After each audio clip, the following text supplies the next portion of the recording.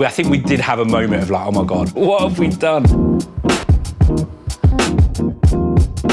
You could really see what it could be, but we had to go all the way down to the foundations. You sort of think, okay, I can see beyond those layers. There's loads of things we can do here.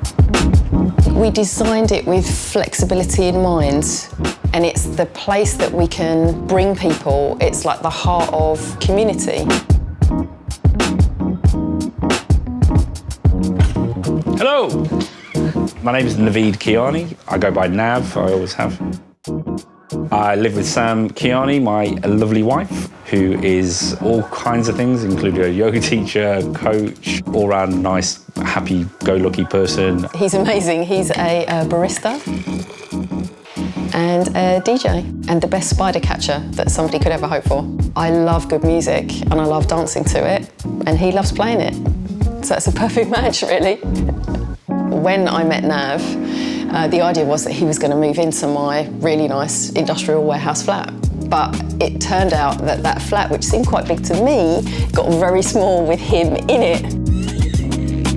You sort of think to yourself, okay, right, we need a bigger spot. There was a process of like just going, right, okay, I don't care about the area. I'm going to find the square footage, and then I'm going to work out whether or not we want to live there. I think I came here, saw it once, rang Sam and said, you need to come back and have a look at this with me, because it just felt right. So it's quite an unusual and interesting building. I think it has been a motorcycle repair shop. It has been a bakery. Most recently, before we had it, it had been a printer's. It looked pretty drab. There was actually no light in the downstairs. We didn't have a drainage system that was ours. And then, of course, when it would rain, in certain places, you get a lot of water coming in. There was so much fundamentally wrong with this place. But I think ultimately, when we weighed it all up, it was a case of we can drag this out over many years, or we can nail it in one go. Wow. It's funny actually looking back at this and just thinking how much it's changed. It's that crazy staircase. To go from that to what is there now.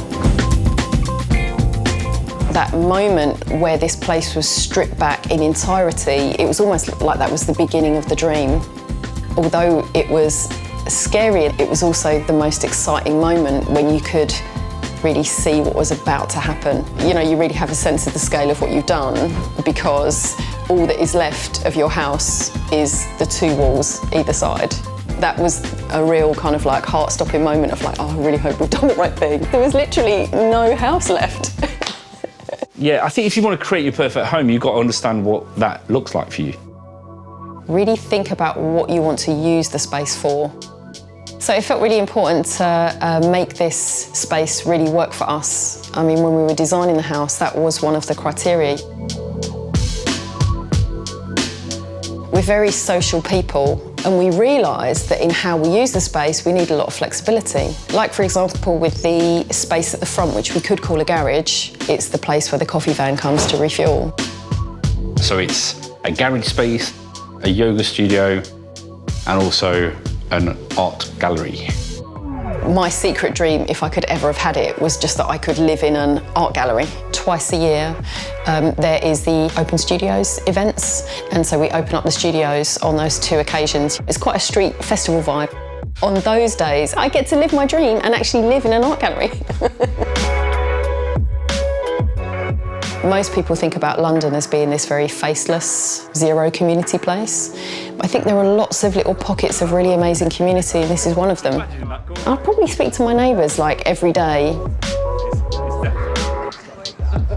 We love it here, you know, the community's brilliant. I think we have everything here that we've kind of wanted, and that was 10 years ago, right? And since then, things have only ever grown into the house. So I think growing up, I really had this dream that I would live in a place like this, but I never really thought it would be possible. It really does feel like a dream.